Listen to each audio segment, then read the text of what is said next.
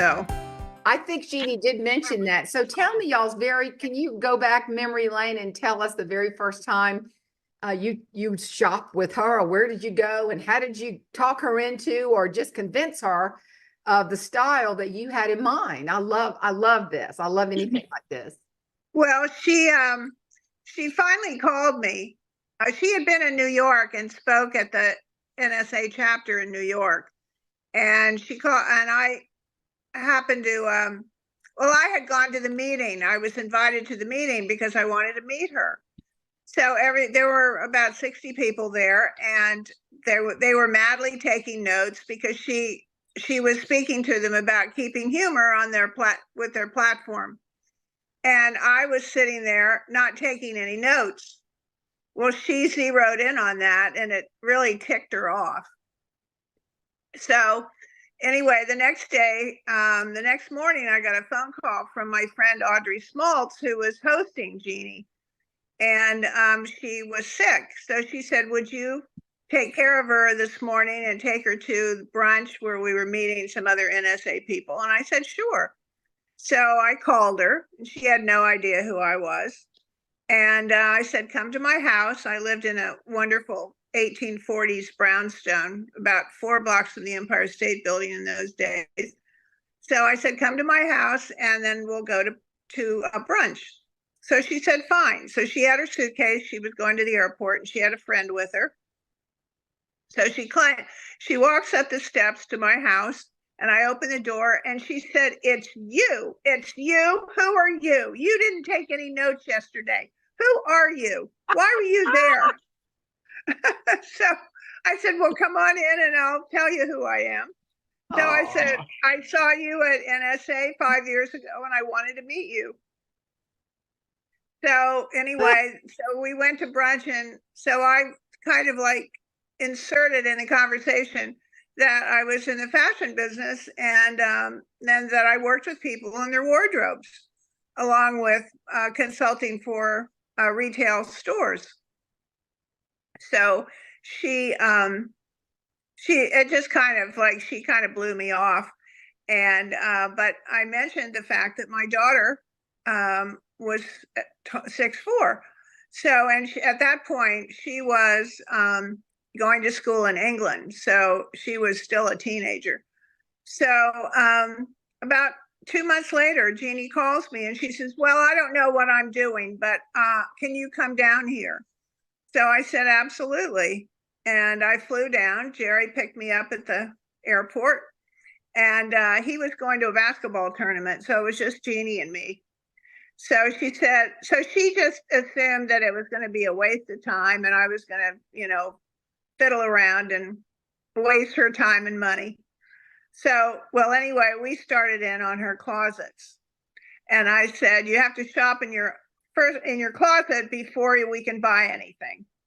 So I said, you have got gorgeous legs. You got to get these skirts shorter and show these legs off and get into higher heels. If you're 6'2", you might as well be 6'5" in 3-inch heels. So that was kind of how we first started. So when she got the keynote in Washington in 2000, she said, I don't know what to wear. And I said, well, I think it's time that we order something new.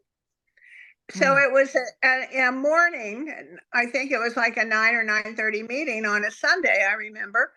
So that's kind of a tough time to figure out what to wear that would show her off. And so I took her to one of my designers that would do custom made things. So they measured her sleeves because she had very long arms. Mm-hmm. It was fitted to her and to her body. And we picked out that color because with her hair color, she looked so fabulous. And it was drop dead gorgeous from the stage, because she was in a big ballroom. So when she walked out, I'll never forget that she said, do I look like Big Bird? And the whole place. Yes, everybody started laughing. Yes, absolutely. So that was the beginning. And by the time I left that weekend in Burlington, we had her ping pong tables stacked up with clothes, her pool table stacked up with clothes. And I said, you have to get rid of all of those clothes before I leave here. Because I said, I know you're going to put them back in your closet. We had clothes, we had shoes. I mean, some of them were from high school.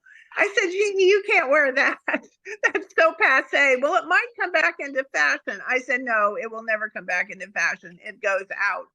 Women have so many clothes in their closet, and they don't, half of them they've never worn. They bought them on sale. They thought it was a bargain, and the tags are still on them because they don't know what to put them with. And so, you know, really, she had all of these beautiful St. John. Oh, this was funny.